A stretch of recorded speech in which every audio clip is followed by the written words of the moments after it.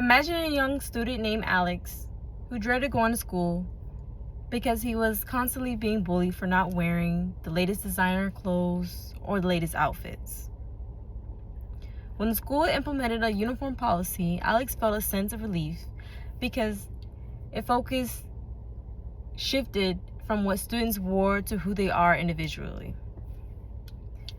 School uniforms should not be mandatory because they suppress students' individuality and self-expression, impose financial burdens on families, and fail to address the root causes of issues like bullying and academic performance. Okay, here's a little something. From my own experience, I remember the daily struggle of choosing an outfit that felt right in high school. I wasn't just about clothes.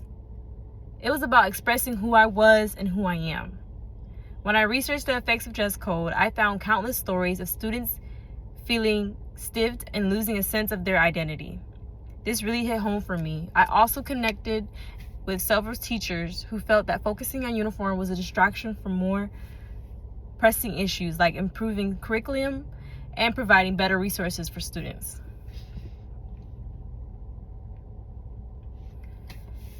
Involving individual expression and creativity, uniforms stiff students' ability to express themselves. Clothing is a form of personal identity and creativity.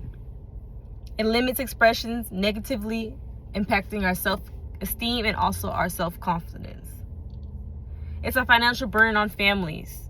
Uniforms can be very expensive. You might have to get the logo embroidered on there, especially for the low-income families. The cost of uniform aids to existing financial pressures.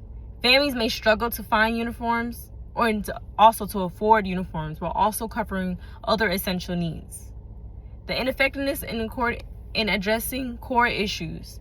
Uniforms do not solve problems like bullying or academic performance. Focusing on uniforms distracts us from addressing the root causes of these issues.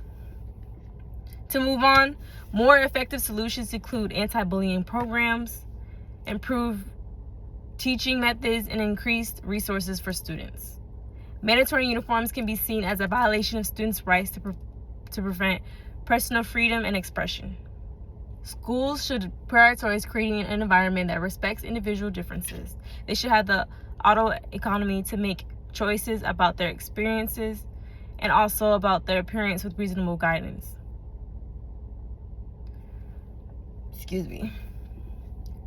Uniforms don't address the root causes of violence and bullying, focusing on superficial issues and distracts us from effective prevention strategies, creating a positive school culture and addressing social emotional needs, which is more impactful.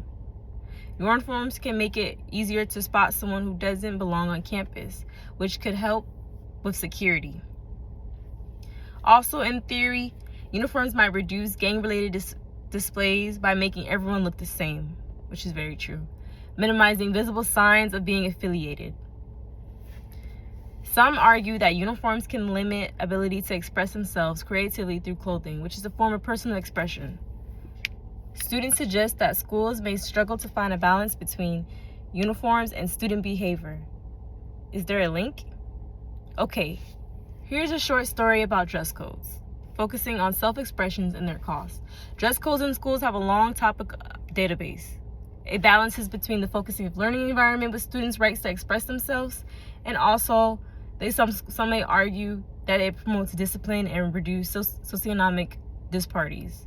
It's essential to consider the importance of allowing students to express their individuality through clothes, as well as the financial implications of families.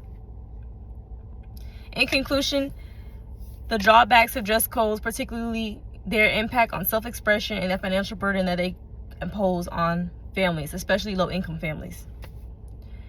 It outweighs the perceived benefits. Students should prioritize fastening or fostering in an environment that celebrates individuality and creativity. Banning strict dress codes would only allow students to not express themselves. It is time to take this action and advocate for a change.